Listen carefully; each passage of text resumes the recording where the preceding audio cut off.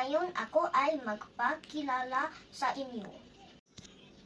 Magandang hapon po, Binibining Angeline at mga kaklase. Ako po ay si Jos Wenzo N. Batikan.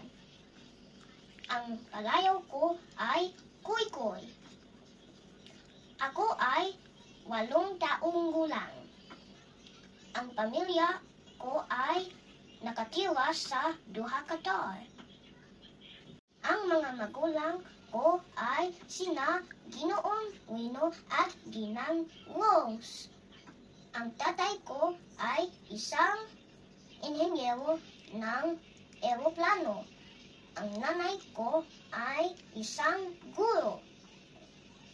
May 2 kapatid na sina Lance Lawrence at Justin Kilian.